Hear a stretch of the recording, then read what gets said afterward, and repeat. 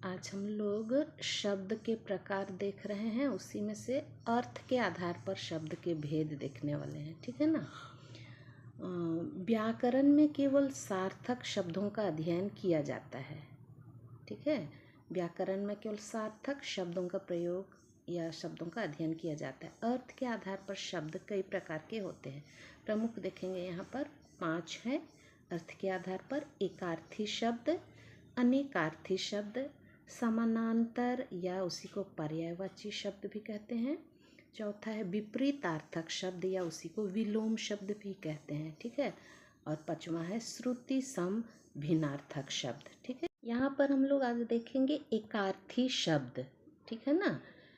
एकार्थी शब्द कहने से क्या है, ऐसा कुछ एक सेंटेंस होता है, उसको मिला जुला के एक ही शब्द बोला जा सकता है। लंबा चौड़ा सेंटेंस या वाक्य नहीं प्रयोग करके उसको एक ही शब्द में बोला जाता है। ठीक है ना। जैसे कि सीधे देखते हैं आगम। आगम का मतलब क्या है, जहाँ पहुँचा ना जा सके, जहाँ पहुँच नहीं पाएंगे उसको आगम कहते हैं। लेकिन यहाँ पर लंबा चौड़ा सेंटेंस है, जहाँ पहुँचा ना जा सके, इतना कहने का ज़रूरत नहीं है, सीधे उसी को एक शब्द में बोलते हैं आगम। ठीक है। उसी तरह दुर्गम। दुर्गम का अर्थ क्या होता है, जहाँ कठिनाई से पहुँचा जा सके। तो इतना लंबा चौड़ा बोलने का ज़रूरत नहीं है, जहाँ कठिनाई से पहुँचा जा सके, सीधे हमको एक शब्द में उसको बोल सकते हैं दुर्गम। ठीक है ना। उसी तरह अधिक। अधिक मीन्स ज़्यादा। हाँ। उसी तरह पर्याप्त। पर्याप्त मीन्स होता है काफ़ी, अर्थात आवश्यकता के अनुसार।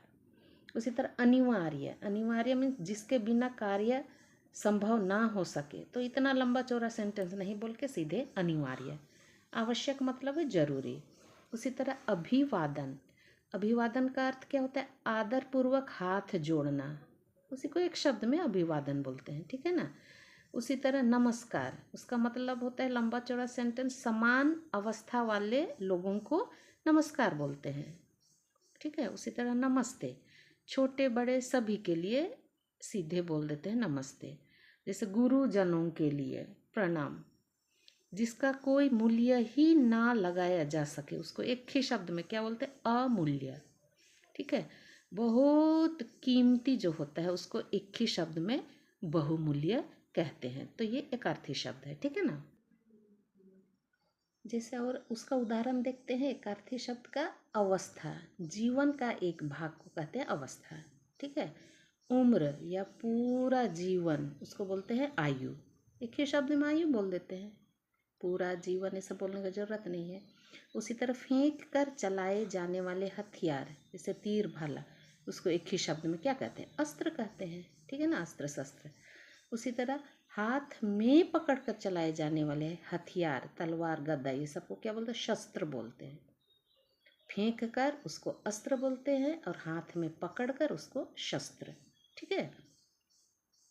शक्ति या योग्यता से अधिक समझना, उसको बोलते हैं अहंकार। योग्यता होने पर गर्व करना, उसका मतलब अभिमान। दूसरों को अपने से छोटा समझना, उसको घमंड बोलते हैं एक ही शब्द में। ठीक है। मानसिक रोग, उसको बोलते हैं आधि। उसी तरह शारीरिक रोग, उसको व्याधि बोलते हैं। हाँ। दूसरों की सफलता से जलना, उसको बोलेंगे ईर्ष्या। एक ही शब्द में ईर्ष्या बोल देते हैं। किसी कारण दूसरों के प्रति शत्रुता का भाव, उसको बोल देते हैं द्वेष। ठीक है। उसी तरह स्वस्थ मन से दूसरे की बराबरी करने का प्रयास को बोलते हैं स्पर्धा। ठीक है ना। स्वस्थ मन से दूसरे की बराबरी करने का प्रयास को स्पर्धा बोलते हैं। जैसे कि खेल कूद का जो आयोजन होता है, स्कूलों में कंपटीशन होता है, उसको बोलते हैं प्रायः स्पर्धा, है ना, स्वस्थ मन से। और है बराबर वालों को देना, उपहार बोलते हैं। बड़ों को देना भेंट कहते हैं। कमल का फूल, कमल, सफ़ेद कमल का फूल अरविंद बोलते हैं। हाँ। अज्ञात वस्तु का पता लगाना, खोज। पहले से उपस्थित वस्तु के बारे में नए तथ्यों का पता लगाना, अनुसंधान। किसी नई वस्तु का निर्माण करना, आविष्कार। ठीक है। महत्वपूर्ण पुस्तक, उसको ग्रंथ कहते हैं। कोई भी किताब, उसको पुस्तक कहते हैं। वृक्ष की छाया, उसको बोलते हैं छाया। किसी चीज की परछाई, परछाई। पवित्रता का भाव, उसको बोलते हैं जल। और पेय पदार्थ को पानी। किसी के दुख को दूर करने की व्याकुलता का भाव को बोलते हैं दया, एक शब्द में, ठीक है ना। दूसरों की भलाई करने की इच्छा को बोलते हैं कृपा। जैसे फैसला चाहे उसमें न्याय हो या ना हो उसको बोलते हैं निर्णय। सही इंसाफ उसको न्याय, एक ही शब्द में। शारीरिक और मानसिक उसको बोलते हैं परिश्रम। उसी तरह शारीरिक को श्रम बोलते हैं। धार्मिक विधि विधान पूर्वक उसको पूजा बोलते हैं, एक शब्द में। ईश्वर के प्रति धूप दीप आदि समर्पित करना अर्चना बोलते हैं, ठीक है ना। उसी तरह झोंकने वाली आंधी को बोलते हैं प्रभंजन। आंधी और पानी के साथ साथ जो होता है उसको झंझा बोलते हैं, ठीक। वास्तविकता का निश्चय होना उसको बोलते हैं संदेह। हाँ, घूमना भ्रमण बोलते हैं। किसी विशेष उद्देश्य के लिए घूमना उसको पर्यटन कहते हैं।